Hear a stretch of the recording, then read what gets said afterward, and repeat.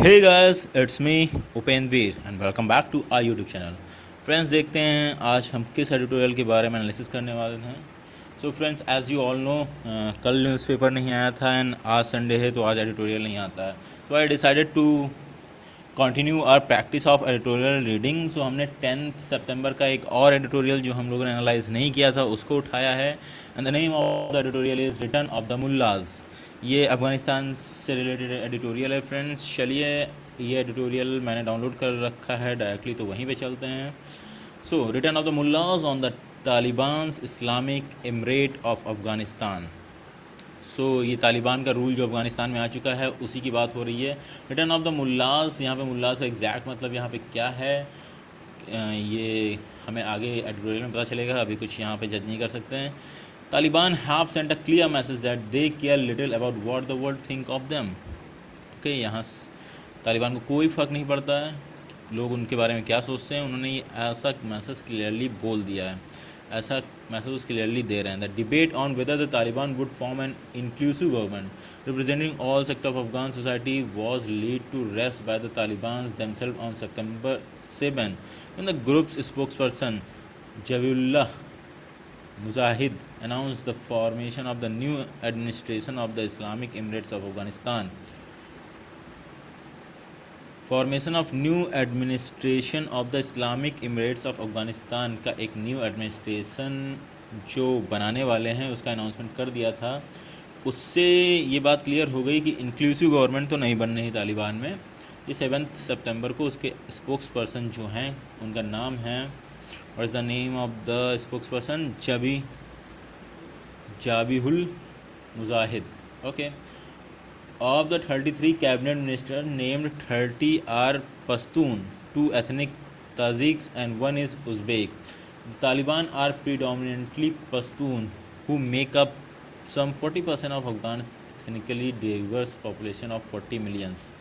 Women and Hazara Shia minority both faced targeted harassment and discrimination when the Taliban were in the power in 1990s.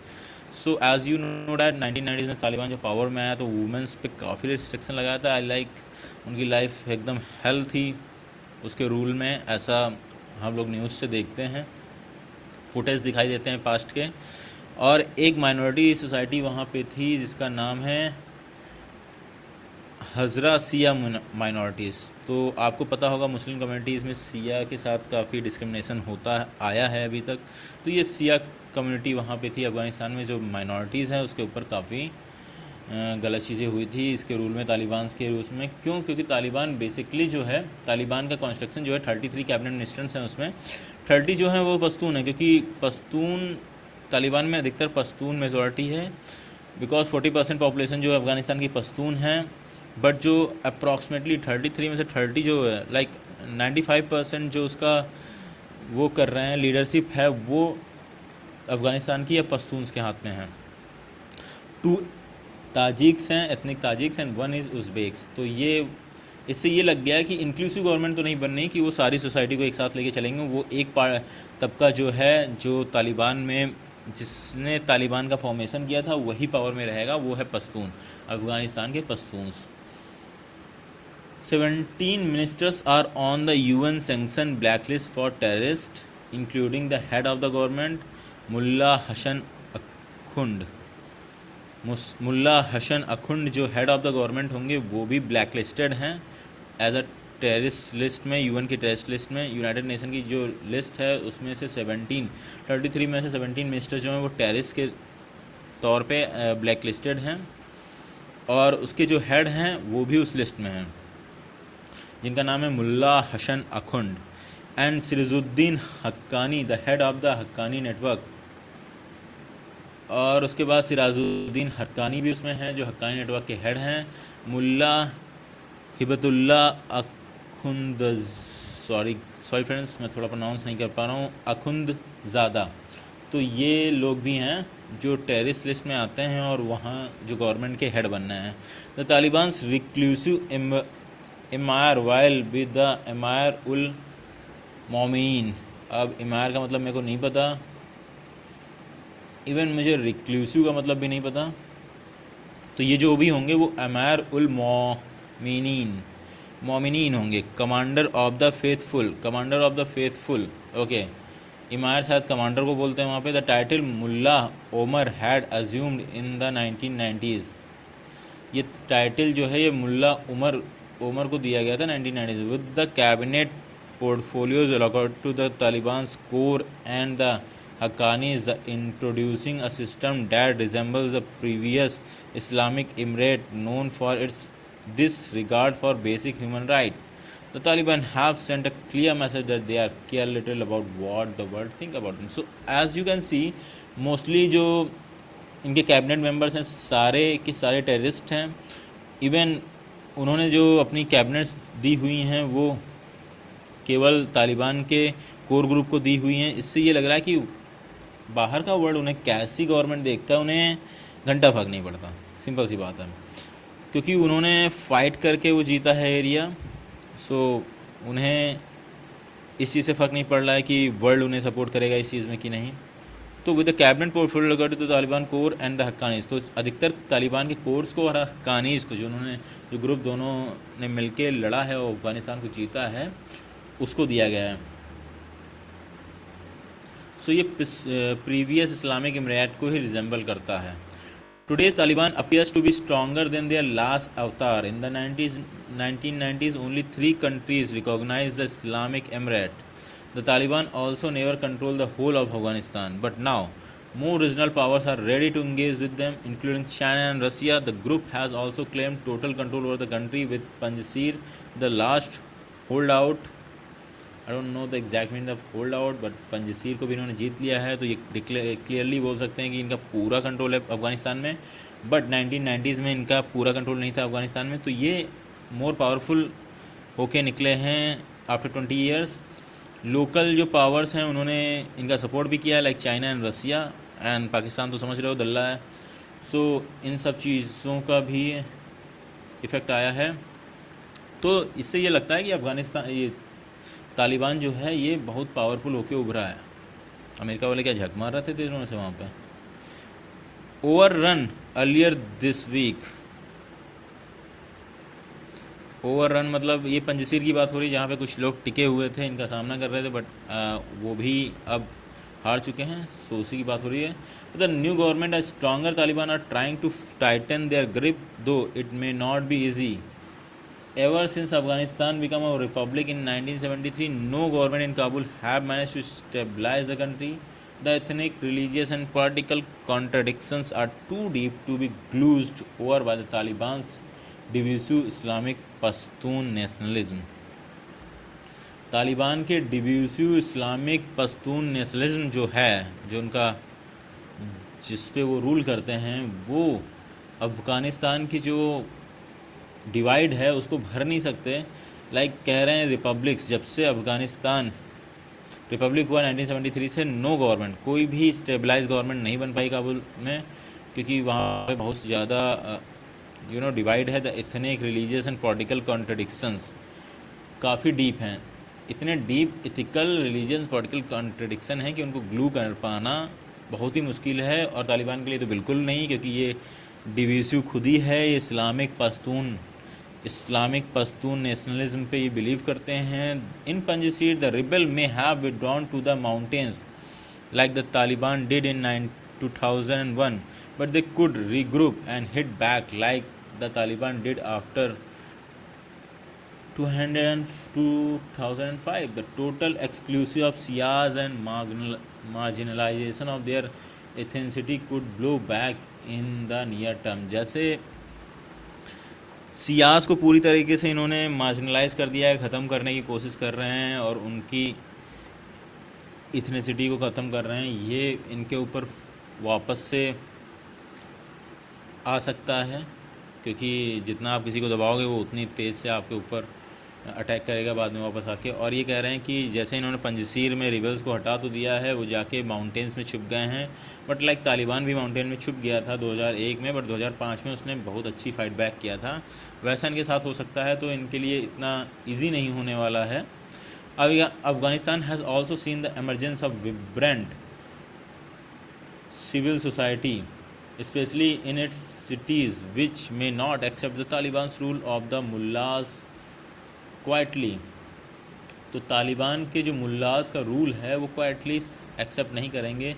वो societies जो develop हो चुकी थी cities में, vibrant societies, वो accept नहीं करेंगे already. The crackdown on women's right have sparked large scale protest by the women in Kabul and elsewhere which was unimaginable in 1990s। और ये जो वुमेंस के ऊपर जो वुमेंस राइट के लिए प्रोटेस्ट हुआ है वो काफ़ी बड़े स्केल में हुआ है। 1990s में वैसा हो पाना एकदम इम्पॉसिबल था, अभी हुआ है। सो वो भी एक बड़ी प्रॉब्लम हो सकती है तालिबान के लिए, जो ये एकदम वुमेंस को सप्रेस करके रखे हुए थे। 1990s में कह रहे हैं पॉसिबल था, बट अभी बहुत मुश्किल होगा इनके लिए कि वुमेंस को सप्रेस करके रख पाएँ। वुमेंस अपने राइट्स के लिए फ़ाइट बैक करेंगी, that what this article is saying. ये भी हो सकता है। If the Taliban were wise they would have focus on healing the wounds of the long war and rebuilding the ruptured state and society, but the Pashtun Islamic sectarian Taliban seem programmatically incapable of doing that.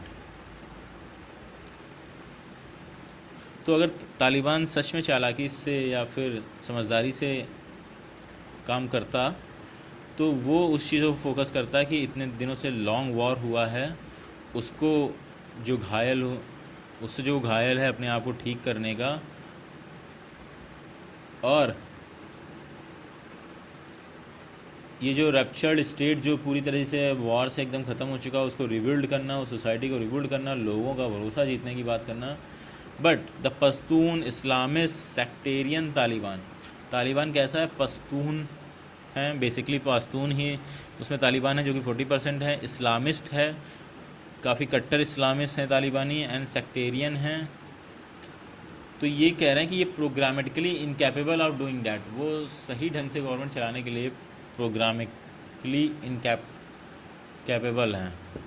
So that was our article friends. इसमें कुछ words आए जो हमें नहीं समझ में आए, काफ़ी कुछ क्लियर था, बहुत इजी आर्टिकल था, हम लोगों ने क्लियरली समझ लिया, बट और भी काफ़ी वर्ड्स की वजह से चीज़ें नहीं क्लियर हुई हैं। सो हम पहले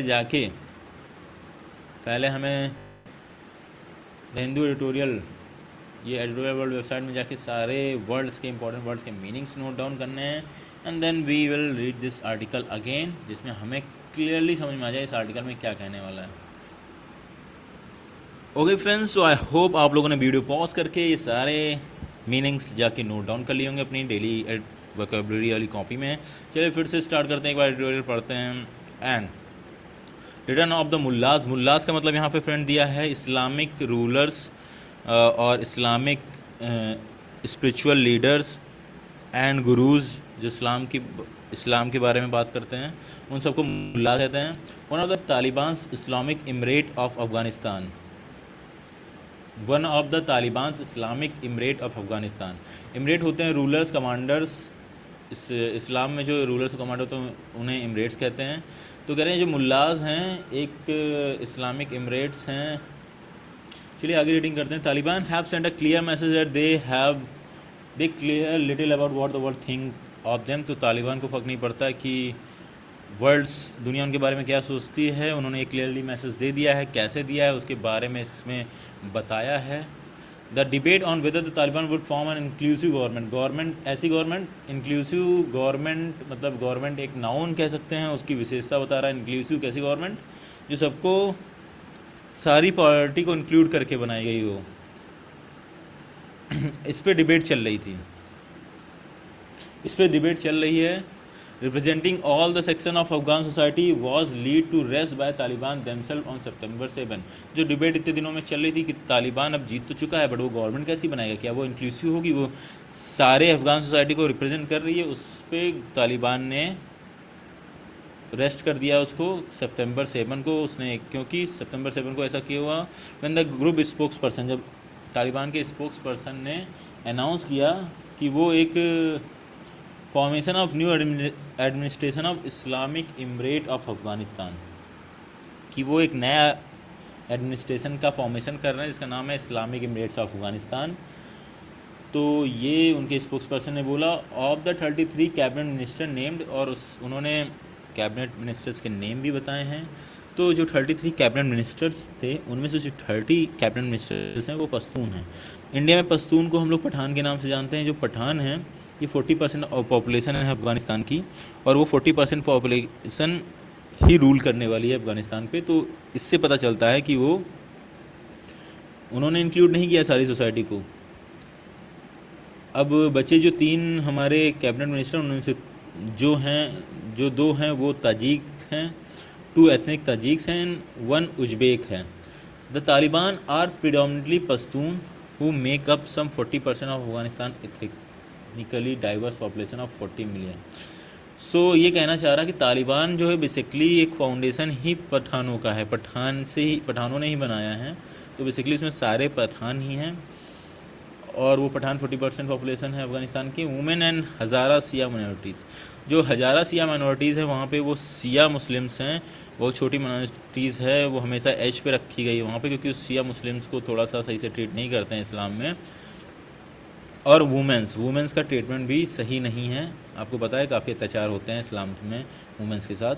तो ये सारी चीज़ें हुई हैं। Both face targeted harassment and discrimination when the Taliban were in power in 1990s। तो इन दोनों के ऊपर 1990s में जब तालिबान आया था तो काफ़ी इनका हरासमेंट हुआ था, इनको टारगेट किया गया था। वही फिर से होने की चांसेस हैं। वे excluded completely. Okay,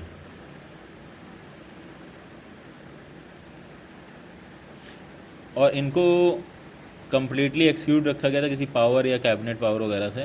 17 ministers are on the UN section black list. Okay, तो इसमें देख सकते हैं 17 जो लीडर्स हैं वो ब्लैक लिस्टेड हैं यूएन की लिस्ट में as a terrorist, including the head of government Mullah Hasan Akhund black listed है यूएन की लिस्ट में as a terrorist. Sirajuddin Haqqani the head of the Haqqani network. Haqqani network basically Taliban के लड़ाकों का ग्रुप जो है उन्हें हक्कानी नेटवर्क कहते हैं। उनके हेड सिराजुद्दीन हक्कानी भी लीडर हैं। And Mullah Akhundzada, I don't know the exact pronunciation, ये भी लीडर में हैं। वो तालिबान से रिक्लूसिव इमायर में हैं। अब रिक्लूसिव का मतलब क्या होता है फ्रेंड्स? Solitary introverted. तो जो तालिबान एक कट्टर ग्रुप है उसके इमायर लीडर हैं, कमांडर हैं एक तरीके से। कौन है? ये जो आपने मुल्ला का नाम पढ़ा। विल बी द इमायर्स उल मोमिनी। वो क्या होंगे? इमायर्स उल मोमिनी होंगे, कमांडर ऑफ द फेथ। तो देखा ना, कट्टरपंथी फेथ की बात आ गई कि कट्टर मुस्लिम की जो कमांडर होंगे, जो फेथ जो रिलीजियस थिंग के कमांडर होंगे, वो कौन होंगे? हमारे ये मोमनी जो हैं। और आपको पता है इस सरिया कानून का फिर इम्प्लीमेंटेशन यही सारा करेंगे, जो वुमेंस के ऊपर अत्याचार होगा यही करने वाले हैं। A title Mullah Omar have assume in 1990s with the cabinet portfolio allocated to the Taliban's core and the Kani is the introducing a system that resembles the previous Islamic emirate known for its disregard for basic human rights। तो इससे पता चलता है कि जो major core जो सारे portfolio जो हैं या फिर कोर तालिबान ग्रुप को और हक्कानी नेटवर्क को दिया गया है। ऐसा सिस्टम इन्होंने इंट्रोड्यूस किया है जो पिछले जो 1990s में इस्लामिक इमरेट जो बनाया था उसको रिजेंबल करता है और ह्यूमन राइट्स का, और वो याद दिलाता है कि उन्होंने कैसे ह्यूमन राइट्स की धज्जियाँ उड़ाई थी। और उस पर बिल्कुल भी डिसरिगार्ड मतलब होता है फ्रेंड्स, डिसरिगार्ड मतलब होता है इन अटेंशन, एकदम फोकस नहीं किया था, एकदम ध्यान नहीं दिया था, उसको इग्नोर किया था ह्यूमन राइट्स को। ऐसी गवर्नमेंट थी और वैसा ही गवर्नमेंट इन्होंने जो बनाया है वो रिजेंबल कर रहा है उस लोग। The Taliban have send a clear message that they are little about what the world think about them. और उन्होंने क्लियरली बता दिया है कि दुनिया उसके बारे में क्या सोचती है, उन्हें कोई फ़र्क नहीं पड़ता। Today's Taliban appears to be stronger than their last avatar in 1990s। Only 3 countries recognise the Islamic emirate. Taliban also never control the whole of Afghanistan. तो पिछले तालिबान गवर्नमेंट से बहुत ही अच्छी पोजीशन पे उभर के आया ये नया तालिबान। लास्ट टाइम केवल 3 गवर्नमेंट्स ने उसको रिकॉग्नाइज़ किया था, इस बार बेसिकली सारी रीजनल पावर्स को रिकॉग्नाइज़ करने के लिए तैयार हैं, नॉट सारी बट काफ़ी। एंड पिछली बार उन्होंने पूरे अफगानिस्तान को कंट्रोल नहीं किया था, बट एज आपको पता है जैसे पंजशीर अब उनके कब्जे में आ चुका है, तो अब पूरा है अफ़गानिस्तान उनके कब्जे में है। और रीजनल पावर जो जैसे बड़ी रीजनल पावर भी उनको उनको रिकॉग्नाइज कर रही है, उनमें से चाइना एंड रसिया है। The group has also claim to control over the country with Panjshir the last hold out overrun. तो ओवररन मतलब होता है इन्वेड करना, किसी में ज़बरदस्ती कब्जा करना इन्वेडेशन होता है। तो होल्ड आउट, तो लास्ट होल्ड आउट जो था उसको ओवररन कर दिया गया है इस हफ्ते। ओवररन मतलब उस पर कब्जा कर लिया गया है, उसको इन्वेड कर दिया गया है। जो लास्ट होल्ड आउट था अफ़गानिस्तान का, जो इनकी होल्ड से बाहर था, उसको भी इन्होंने इन्वेड कर दिया। With the new government stronger Taliban are trying to tighten their grip, though it may not be easy even since Afghanistan become republic in 1973 no government in Kabul have managed to stabilise the country. Even though, इससे देखने में लग रहा है कि तालिबान अपनी grip है ना टाइट कर रहा है हर चीज़ पे, बट ये इजी नहीं होने वाला है। जब से 1973 में अफ़गानिस्तान रिपब्लिक बना है, तब से कोई भी पार्टी रूलर इस कंट्री को स्टेबलाइज नहीं कर पाया है।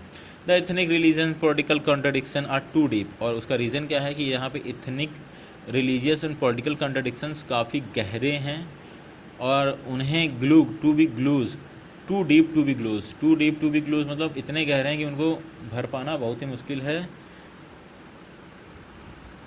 और बेसिकली तालिबान के लिए तो बहुत ही मुश्किल है। क्यों? क्योंकि तालिबान्स डिवीजिव इस्लामिक पश्तून नेशनलिज्म, तालिबान के डिवीजिव इस्लामिस्ट पश्तून नेशनलिज्म की वजह से। In Panjshir the rebel may have withdrawn to the mountains like the Taliban did in 2001, but they could regroup and head back like the Taliban did after 2005. तो जैसे पंजशीर में rebels जो हैं वो जाके पहाड़ियों में छिप गए हैं, भाग गए हैं, ऐसा ही तालिबान ने किया था 2001 में, बट वो तालिबान की तरफ पलटवार जरूर करेंगे जैसा तालिबान ने 2005 में किया था। The total exclusion of Siya and marginalisation of other ethnic could blow back in the near term, और ये टोटल सियाज को एकदम ख़त्म कर देना चाहते हैं, मार्जिनलाइज करना चाहते हैं अदर इथनिक ग्रुप को, जो इनके लिए बहुत खतरा बन सकता है नियर फ्यूचर में। Afghanistan has also seen the emergence of vibrant civil society, especially in its cities, which may not accept the Taliban's rule for the Muslims quietly, rule of the mullahs quietly। जो मुल्ला rule है, जो Islamist कट्टर Islamist rule है, उसमें सारे कुरान के चीज़ें follow कराई जाती हैं ज़बरदस्ती, कुरान ना कह के सरिया कानून ज़बरदस्ती लागू किया जाता है। तो ये अफ़गानिस्तान में कह रहे हैं कि अफ़गानिस्तान में एक वाइब्रेंट सिविल सोसाइटी बन चुकी है, वो इस चीज़ को एक्सेप्ट नहीं करेगी। वाइब्रेंट मतलब बहुत colourful society. Only the crack down on women's right has sparked large scale protest by women in Kabul and elsewhere which was unimaginable. तो ये वुमेंस के ऊपर जो क्रैकडाउन हुआ है, क्रैकडाउन मतलब getting tough, crackdown on women मतलब रिस्ट्रिक्शंस ऑन वुमेन, और बहुत सख्ती बरतना वुमेंस के ऊपर, तो उसको क्या कहेंगे? Restrictions of women. तो यहाँ पे यूज़ किया है crackdown on women's right, women's right का जो क्रैकडाउन हुआ है, जो उन पर सख्ती बरती जा रही। हाँ, sparkle large scale protest by women Kabul, उसकी वजह से काबुल में बहुत हाई प्रोटेस्ट हुआ है। And elsewhere which was unimaginable, और काफ़ी जगहों पे बहुत तगड़ा प्रोटेस्ट हुआ है महिलाओं के लिए, और वो जो है अनइमेजिनेबल था कब? 1990s में। If the Taliban were wise, they would have focused on healing the wounds of the long war and rebuilding the ruptured state and society। अगर तालिबान समझदारी से बात करता तो अपने जो इतने सालों से वॉर लड़ रहा उन घावों को भरने की कोशिश करता, जो उन्हें लॉस हुआ है उसे रिबिल्ड करने की कोशिश करता, और रिबिल्ड करता जो स्टेट रैप्चर हो चुका है वॉर की वजह से। But the Pashtun Islamist sectarian Taliban, कैसा तालिबान? बहुत सारे एडजेक्टिव दे दिए हैं। पहला पठानी, दूसरा इस्लामिस्ट, कट्टर इस्लामिस्ट से भरा हुआ, तीसरा सेक्टेरियन तालिबान जो सेक्टर्स पे बिलीव करता हो, seem programmatically incapable of doing that, ये दिखाई देता है कि वो प्रोग्रामेटिकली इनकैपेबल है ये करने में, मतलब समझदारी से गवर्नमेंट चलाने के लिए उसको प्रोग्राम ही नहीं है, इनकैपेबल है, उसने कभी आज तक ऐसा किया नहीं और अभी भी वो ऐसा नहीं कर रहा है। सो फ्रेंड्स, आई थिंक काफ़ी इजी एडिटोरियल था, हमने क्लियरली एक एक वर्ड इसका समझा, मीनिंग्स इसके नोट किए, मुझे काफ़ी मज़ा आया पढ़ने में। आई होप आप लोगों ने भी काफ़ी इन्जॉय किया हो। So if you guys like this video, अगर आपको पसंद आता है तभी इसको लाइक करिएगा जाके, और चैनल को सब्सक्राइब कर लो यार, सब्सक्राइबर नहीं है, चैनल को सब्सक्राइब करिए। And friends, thanks for watching this video. I will see you guys again next day. Till then, signing off. Bye bye.